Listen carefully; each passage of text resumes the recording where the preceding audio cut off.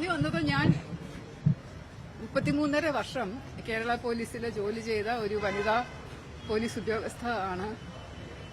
അതുപോലെ 2012 പോക്സോ ഇറങ്ങിയപ്പോൾ വളരെയധികം സന്തോഷിച്ചിരുന്ന ഒരാളാണ്.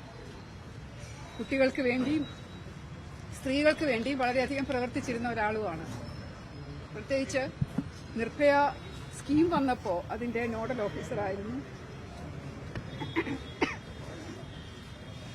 ഇപ്പൊ ഈ കേസ് വന്നിരിക്കുന്നതിൽ ഞാൻ അറിഞ്ഞത് 2020-21 ഞാൻ ചെയ്ത ഒരു വീഡിയോ, സസ്നേഹം ശ്രീലേഖ എന്ന ചാനലിൽ ഞാൻ ചെയ്ത വീഡിയോയിൽ ഒരു പ്രായപൂർത്തിയാകാത്ത പെൺകുട്ടിയുടെ പേര്, പീഡനത്തിനിരയായി മരണപ്പെട്ട പെൺകുട്ടിയുടെ പേര് വെളിപ്പെടുത്തി എന്നാണ് പറഞ്ഞിരിക്കുന്നത്. ആ കുട്ടി ഇപ്പൊ കിളിരൂർ കേസാണ് പറഞ്ഞിരിക്കുന്നതെന്നാണ് അറിഞ്ഞത്. ആ കേസ് ഞാൻ നേതൃത്വം നൽകിയ ടീമാണ് അന്വേഷിച്ചത്. അതിലെ എല്ലാ പ്രതികളെയും ശിക്ഷിക്കുകയും ചെയ്തു. കേരള പോലീസ് അന്വേഷിച്ച് പിന്നീട് CBIക്ക് കൈമാറിയ കേസാണ്.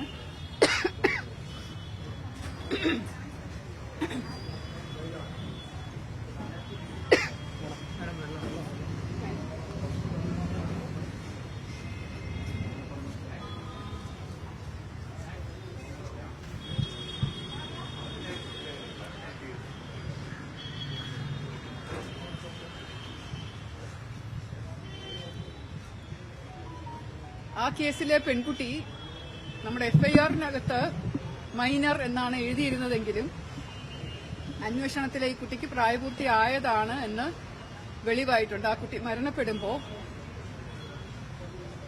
അതിന്റെ പ്രായം 2003 എന്റെ ഓർമ്മ. 2002 രജിസ്റ്റർ ചെയ്ത കേസ് 2003 പെൺകുഞ്ഞ് മരിച്ചുപോയി. അപ്പൊ അതിന്റെ പ്രായം 20 അടുപ്പിച്ചിട്ടുണ്ടായിരുന്നു.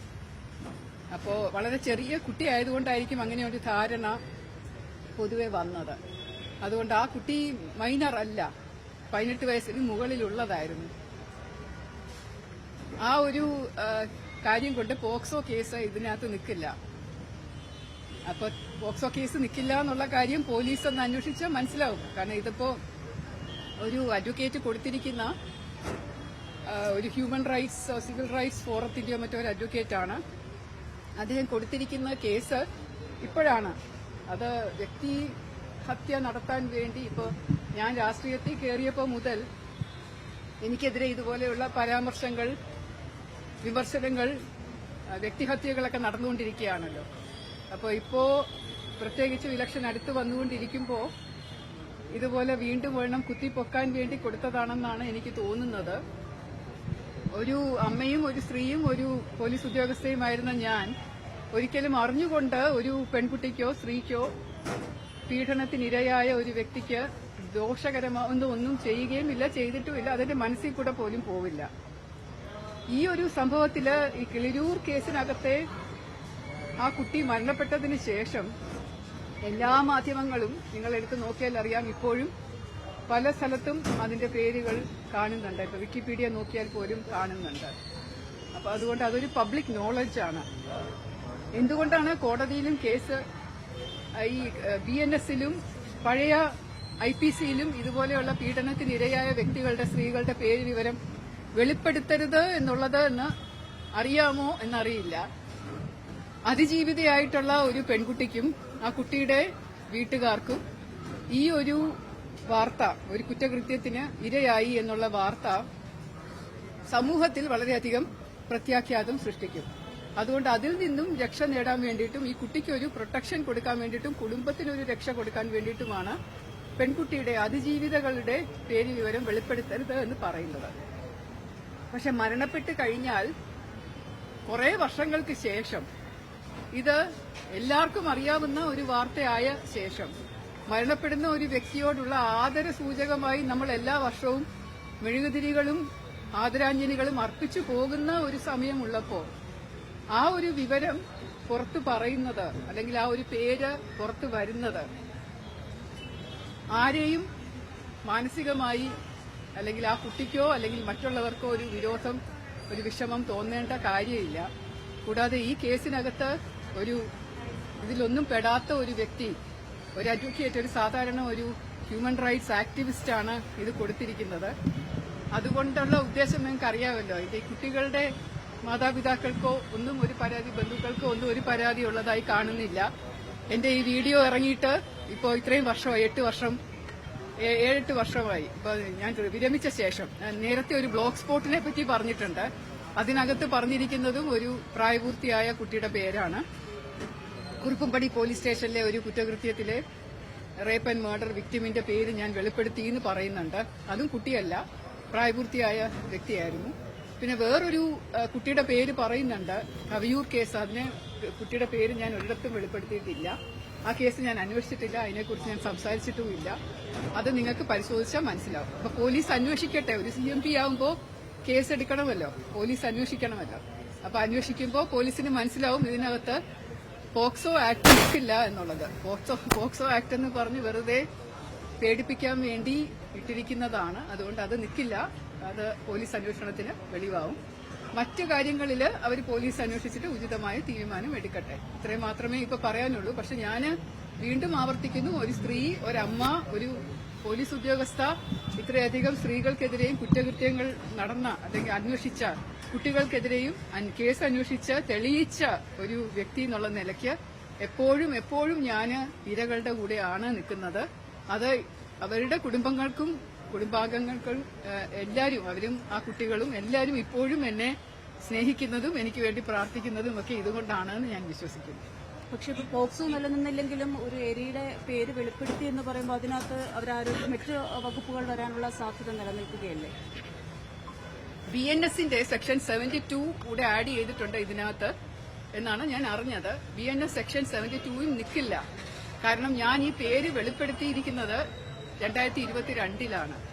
BNS നിലവിൽ വന്നത് 2024-ലാണ്. അതുകൊണ്ട് BNS എന്നുള്ള കേസിന്റെ അത് IPC ഇട്ട് വേണം ഇടാൻ. അതുകൊണ്ട് ഈ കേസിന്റെ FIR തന്നെ തള്ളിപ്പോകുന്ന ഒരു സ്ഥിതിയിലേക്കാണ് ഇപ്പോൾ കാണുന്നത്. പഴയ സംഭവങ്ങൾ ഇപ്പോൾ IPC ഇട്ടിട്ടാണ് പഴയ സംഭവങ്ങൾ ഇടേണ്ടത്.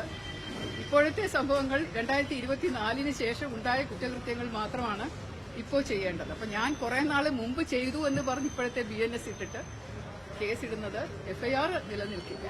IPC ഇട്ട് വന്നാൽ IPC ഇട്ട് വരട്ടെ, വന്നില്ലല്ലോ.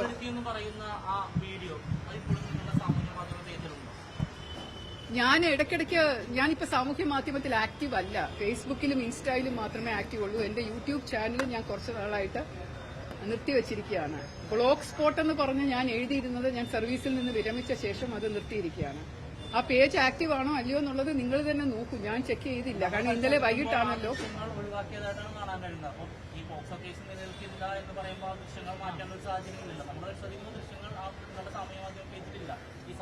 പലതും ഇല്ല മോനെ, പല കാര്യങ്ങളും എന്റെ യൂട്യൂബ് ചാനലുകളിൽ നിന്ന് മാറ്റിയിട്ടുണ്ട്. ഞാൻ ചെയ്തിട്ടുള്ള പല വീഡിയോസും ഞാൻ ഡിസേബിൾ ചെയ്തിട്ടുണ്ടാവും പല കാരണങ്ങൾ കൊണ്ട്. ഇലക്ഷന്റെ സമയത്ത് തന്നെ ഒരുപാട് വീഡിയോസ് നിങ്ങൾ പോയിന്റ് ഔട്ട് ചെയ്തല്ലോ. NSSനെ കുറിച്ച് ചെയ്ത വീഡിയോയും വേറെ കുറെ വീഡിയോസും ഒക്കെ നിങ്ങൾ തന്നെ എന്നോട് പറഞ്ഞല്ലോ. അതൊക്കെ ഞാൻ ഡീആക്ടിവേറ്റ്, അല്ലെങ്കിൽ ഞാനത് എന്താണ് പബ്ലിക് എന്നുള്ളത് മാറ്റി അൺലിസ്റ്റഡ് ആക്കി മാറ്റിയിട്ടുണ്ട് പല വീഡിയോസും. അതിന്റെ കൂട്ടത്തിൽ ചിലപ്പോൾ ഈ വീഡിയോസും പെട്ടിട്ടുണ്ടാവും. ഞാനിത് നോക്കിയില്ല, കാരണം ഇന്നലെ രാത്രിയിൽ മറ്റോ ആണ് ഇതിന്റെ ഒരു വിവരം നിങ്ങൾ പറയുന്നത് മീഡിയയിലൂടെ. അപ്പൊ ഇന്ന് രാവിലെയാണ് ഞാനിത് അറിയുന്നത്. അതുകൊണ്ട് എനിക്കിത് ചെക്ക് ചെയ്യാനായിട്ട് സമയം കിട്ടില്ല. ഇന്ന് രാവിലെ ഇങ്ങോട്ടേക്ക് വരേണ്ടി വന്നു.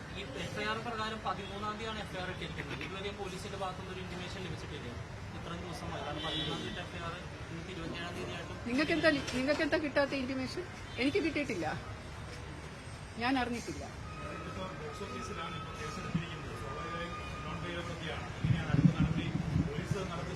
ചെയ്യട്ടെ, പോലീസ് പോക്സോ കേസ് നിൽക്കുന്നുണ്ടോ എന്ന് പോലീസ് അറിഞ്ഞു കഴിഞ്ഞാൽ അവരത് ചെയ്യട്ടെ.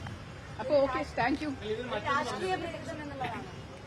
ആയിരിക്കണം, അല്ലെങ്കിൽ ഇലക്ഷൻ വരുന്നതിന് തൊട്ട് മുമ്പായിട്ട് ഇത് വീണ്ടും കുത്തിപ്പൊക്കേണ്ട കാര്യം എന്താ? ഞാൻ സർവീസിൽ ഇരുന്നപ്പോൾ എഴുതിയ ഒരു ബ്ലോഗ് പോസ്റ്റ് അന്ന് സർവീസിലെ സീനിയർ ഓഫീസേഴ്സ് പോലും എനിക്കെതിരെ നടപടി എടുക്കുകയോ എനിക്കെതിരെ അത് ചെയ്യരുതെന്ന് പറയുകയോ ചെയ്തില്ല. സർവീസിൽ നിന്ന് വിരമിച്ച ശേഷം ഇത്രയും നാളായിട്ട് 2022-ലെ ഒരു വീഡിയോ അന്നോ അതിനപ്പുറമോ ഒന്നും ആരും കേസുമായിട്ട് പോയില്ല. എന്നിട്ട് ഇപ്പോൾ ഈ ഒരു അവസരത്തിൽ അത് ഒരു കേസ് FIR ഇടിക്കുക, അതിങ്ങനെ ഒരു വിവാദമാക്കുക എന്ന് പറയുന്നത് തീർച്ചയായിട്ടും രാഷ്ട്രീയ പ്രേരിതം തന്നെ ആയിരിക്കണം. ഇതിൽ പരാതിക്കാരൻ പറയുന്നത് പോലീസാണ് കാലതാമസം വരുത്തിയതെന്ന് പറയുന്നുണ്ട് ഇതിന് നടപടിയെടുക്കുന്നത്.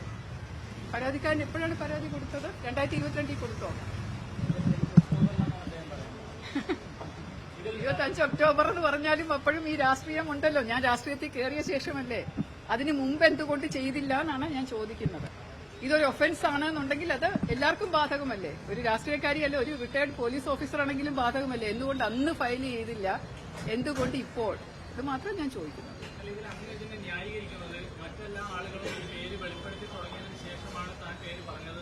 അല്ല അല്ല, അങ്ങനെയല്ല പറഞ്ഞത്. ഇതൊരു പബ്ലിക് ഡോക്യുമെന്റ് ആണ് എന്നുള്ളത് കൊണ്ടാണ്. നിങ്ങളിപ്പോ കുറുപ്പംപടി കേസ് എന്ന് ഞാൻ പറഞ്ഞു കഴിഞ്ഞാൽ പലർക്കും അറിയില്ല. എന്നാൽ ആ വിക്ടിമിന്റെ പേര് വെച്ചാണ് പലരും ഇപ്പോഴും ആ കേസ് പറയുന്നത്. അതുപോലെ ഈ കേസുകളുടെ വിക്ടിമിന്റെ ഡീറ്റെയിൽസ് പലരും വെളിപ്പെടുത്തിയെന്നല്ല, it is a public knowledge. Public സ്പേസിൽ അവൈലബിൾ ആയിട്ടുള്ള ഇൻഫർമേഷൻ ആണ്.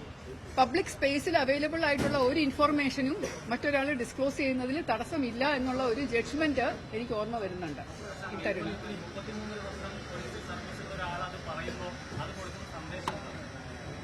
നല്ല സന്ദേശം, കൃത്യമായിട്ടുള്ള നിയമ സന്ദേശം. നിയമം ഇതാണ് എന്നുള്ളത്, പോക്സോ കേസ് നിലനിൽക്കില്ല എന്നുള്ളതും, പബ്ലിക് ഡോക്യുമെന്റില് പേര് അല്ല വിവരങ്ങളെല്ലാം അവൈലബിൾ ആയിട്ടുള്ള, പബ്ലിക് സ്പേസിലെ വിവരങ്ങളെല്ലാം അവൈലബിൾ ആയിട്ടുള്ള ഒരു കാര്യത്തെക്കുറിച്ച് ആർക്കും പ്രതിപാദിക്കാം എന്നുള്ള ഒരു ജഡ്ജ്മെന്റ് ഉണ്ട്. ആ ഒരു വിവരം നിങ്ങൾ അറിയണ്ടേ? അപ്പൊ ഈ IPC ഇട്ട് വന്നാലും അതെനിക്കറിയില്ല. പോലീസ് അന്വേഷിച്ചിട്ട് അവർക്ക് തെളിവ് എന്തെങ്കിലും കിട്ടുമെങ്കിൽ കിട്ടട്ടെ. ആസ് എ പോലീസ് ഓഫീസർ ഇത് നിലനിൽക്കുന്ന കേസല്ല. ഇത് വ്യക്തിപരമായിട്ട് എന്നെ ടാർഗറ്റ് ചെയ്തുകൊണ്ട് ഇട്ടിരിക്കുന്ന ഒരു FIR ആണെന്ന് മാത്രമാണ് പറയാനുള്ളത്.